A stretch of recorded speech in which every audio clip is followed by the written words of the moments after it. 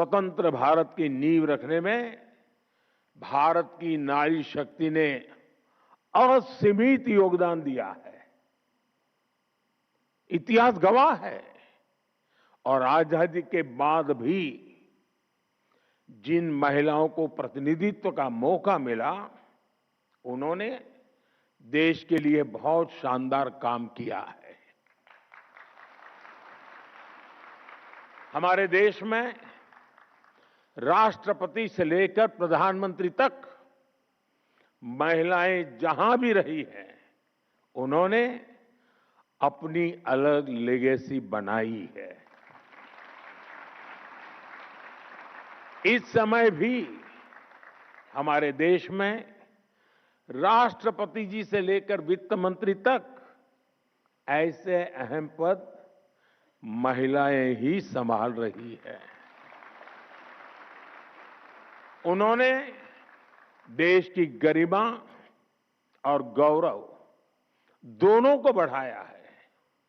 साथियों, हमारे देश में महिला नेतृत्व का एक बेहतरीन उदाहरण पंचायती राज संस्थाएं भी हैं।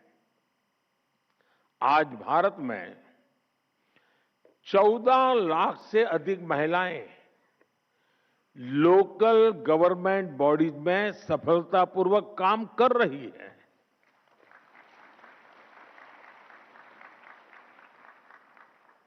लगभग 21 राज्यों में तो पंचायतों में उनकी भागीदारी करीब करीब 50% तक पहुंच चुकी है।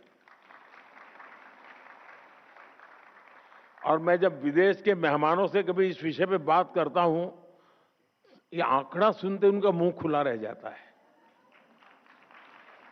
उनको आश्चर्य होता है। साथियों, ये कोई साधारण बात नहीं है। लाखों महिलाओं की राजनीति और सामाजिक जीवन में ये सक्रियता दुनिया के बड़े बड़े नेताओं और राजनीति के विशेषज्ञों को भी बहुत ही हैरान करने वाली बात होती है।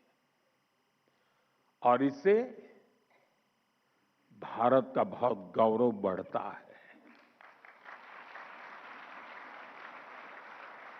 साथियों, अनेक अध्ययनों में ये सामने आया है कि जब निर्णय प्रक्रियाओं में महिलाओं की सहभागिता बढ़ी, तो इससे व्यवस्थाओं में भी संवेदनशीलता आई है।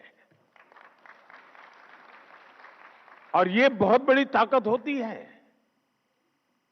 और इसका परिणाम है पानी, शिक्षा, स्वास्थ्य, पोषण, ऐसे कई विषयों में ज्यादा समर्पण भाव से, ज्यादा संवेदनशीलता से परिणामकारी काम हुए हैं।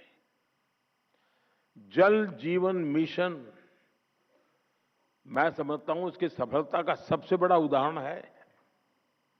इसमें पंचायत स्तर पर महिलाओं की भागीदारी की ही बहुत बड़ी भूमिका है।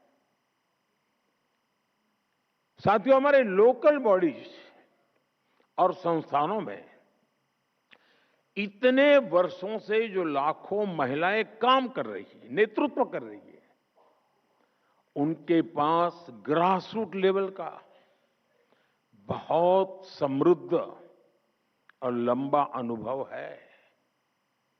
वो अब और बड़ी भूमिका के लिए तैयार है और तत्पर भी है। मैं मेरा अपना निजी अनुभव बताता हूं।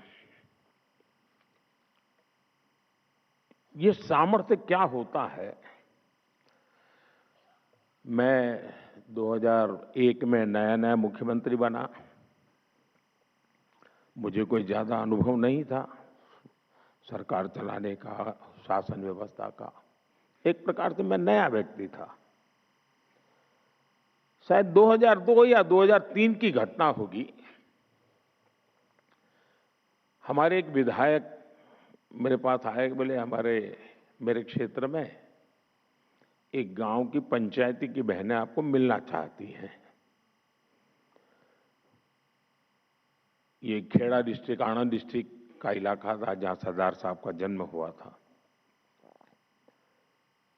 तो मैंने कहा भाई उनको पंचायत का कोई काम होगा तो पंचायत मंत्री को मिला लीजिए उनको। नहीं, बोले साहब वो आपसे मिलना चाहते हैं। मैं कहा क्यों? तो बोले पंचायत में सबकी सब मेंबर महिलाएं हैं, एक भी पुरुष मेंबर ही नहीं है हमारी पंचायत में। मैंने कहा ऐसे कैसे? बोले गांव वालों ने तय किया कि इस बार प्रधान महिला है तो मेंबर भी सब महिला, कोई पुरुष चुनाव ही नहीं लड़ा था। तो मेरा ध्यान स्वाभाविक गया, मैंने कहा भाई जरूर मैं मिलूंगा। छोटा सा गांव था, कोई शायद 13 मेंबर की पंचायत थी। तो मैंने उनको समय दिया, वो सब आए मिलने के लिए। वो 13 बहनें थी, उसमें जो गांव की प्रधान बनी थी वो शायद 8वीं कक्षा तक पढ़ी थी। बाकी जो बहनें थी, एक दो बहनों तो घूंघट भी लगा हुआ था, वो ज्यादा शायद कुछ तो होगी जिन्होंने स्कूल भी नहीं देखा होगा। तो सब आए। मुझे लगता है ये सब बड़े बड़े लोगों ने उनको कोई मेमोरेंडम पकड़ा दिया होगा, कुछ मांग लेकर के आए होंगे कि मेरे गांव में ये करो, मेरे गांव में वो करो। मैं हैरान था, उनके हाथ में कोई कागज नहीं था। तो बैठे, मैंने परिचय किया। मैं पूछा आपने समय मांगा था, क्या काम है? नहीं, बोले कोई काम नहीं है। ऐसे ही बोले हम चुनकर आए हैं तो मिलने आए थे।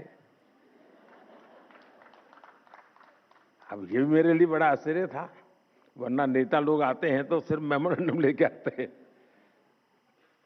फिर मैंने उनको पूछा, अच्छा बताइए, मैंने कहा कि आपको अगर 5 साल इतना बड़ा काम मिल गया, आप सब बहनें गांव को संभालने वाली हैं, तो आपका सपना क्या है? 5 साल में क्या करोगे आप लोग? गांव में कैसा करोगे? सामान्य होता तो क्या जवाब देता? ये जो हम जैसे बड़े बड़े दिखते हैं ना, वो क्या जवाब देते हैं? स्कूल बना लेंगे, अस्पताल बना देंगे, रोड बना देंगे, ऐसे ही जवाब देते। उस दिन 8वीं कक्षा पढ़ी हुई इस प्रधान ने और उसके साथ आई हुई महिला मेंबर्स ने मुझे जो जवाब दिया, वो शायद दुनिया का बड़े से बड़ा अर्थशास्त्री नहीं दे सकता है। और वो बात आज भी मेरे लिए एक लेसन की तरह है। मैं सीएम बना, पीएम बना, लेकिन उस पंचायत की महिलाओं की वो बात मेरे लिए आज भी मार्गदर्शक है।